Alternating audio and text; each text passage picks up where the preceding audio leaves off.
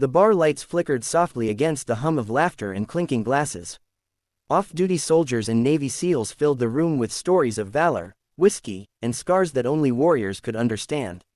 Then, the door opened. The sound of boots echoed against the wooden floor as a woman stepped in, alone. Her posture was straight, her gaze unflinching, her presence enough to turn heads without a word. She wore a black leather jacket, no makeup, and a calm that only came from surviving chaos. Chief Petty Officer Blake Harlow, a decorated Navy SEAL with 3 tours behind him, caught her reflection in the mirror behind the bar. He noticed the subtle tattoo of a coiled serpent peeking from beneath her sleeve. Another vet, he wondered. He smirked and turned, whiskey in hand. "You look like someone who's seen a few sandstorms," he said casually. The woman didn't smile. She simply looked at him, eyes steady and unreadable. Blake chuckled and offered his hand. "SEAL Team 6, call sign, Reaper." The woman tilted her head, almost studying him. Then she said, softly but firmly, "Viper 1." The glass slipped from Blake's hand and shattered on the floor. The bar went silent for a beat. Every SEAL at the counter turned toward her. The name, Viper 1, wasn't just a call sign, it was a ghost from the classified files. A legend whispered in briefings. A name tied to missions even the Pentagon refused to acknowledge. "Viper 1, Blake repeated, his voice low. "You're." She nodded once. "I was." Before anyone could ask, she turned back to her drink. For the rest of the night, the bar buzzed in half-whispers. Stories about Viper 1, the covert operative who vanished after leading a shadow mission in Afghanistan 5 years ago, resurfaced like old ghosts. They said she saved an entire SEAL team from ambush, extracted civilians under fire, and disappeared before reinforcements arrived. Officially, she was listed as Kia. Blake couldn't let it go. He moved closer. "They said you were dead," he said quietly. She finally looked at him, her eyes soft but tired. "Sometimes death's the only way to live free," she replied. Her real name was Commander Leah Torres.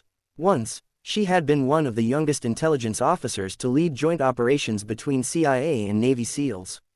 She'd built her reputation on precision, instinct, and an ability to read the battlefield like a chessboard.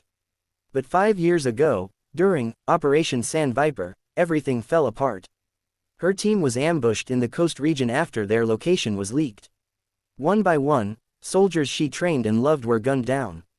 She was shot twice and left behind in the chaos. But she didn't die. Captured by insurgents, Leah spent 3 months in a cell no bigger than a coffin.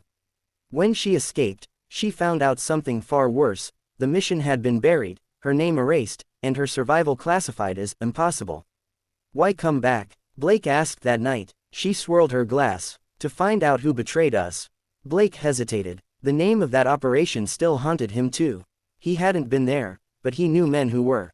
And the classified files, the ones he accidentally saw during his intel work, had redacted names all over them. All except one, Viper 1. Leah's voice hardened. "Someone on the inside fed our coordinates. I lost 9 soldiers because of it." That night, what started as a simple bar conversation turned into a storm of revelations. Blake joined her on a quiet mission to uncover the truth. They began tracing encrypted files, ex-SEAL testimonies, and private contracts connected to the mission. The deeper they went, the darker it got. They discovered the betrayal wasn't foreign, it was born within their own ranks. A commander, Admiral Trent, had sold intelligence to private contractors for profit, using Leah's unit as bait to cover his tracks. Her survival had been an inconvenient truth. When Leah found out, her hands shook not with fear, but with fury. "They made me a ghost," she said. "Now I'll show them what a ghost can do." Blake followed her to DC, where she confronted Trent in a private defense gala filled with uniforms, medals, and lies. No guns, no threats, just truth. She placed a classified dossier on his table, every page detailing his treason. "You sent them to die," she said quietly. "And you called it strategy." Trent's face went pale. But before he could respond, military police arrived. Blake had already sent the evidence to Internal Affairs. Within days, the scandal broke wide open. Leah didn't stay for the aftermath. She disappeared again, this time by choice. Months later, Blake received a letter, no address, no name. Only a phrase, greater than, "Some wars don't end with medals. They end with peace." Viper 1. He found himself back at that same bar, nursing a drink in silence.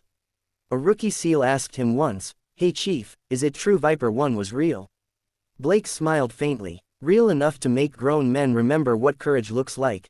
The legend of Viper 1 became something more than a ghost story, it became a symbol. A reminder that the heroes we forget are often the ones who sacrifice the most. That truth, no matter how buried, always finds its way back into the light." And somewhere, in a small coastal town far from the noise of the world, Leah Torres, Viper 1, watched the sunset over the ocean, finally at peace. Because some warriors don't need applause. They just need to know they did the right thing.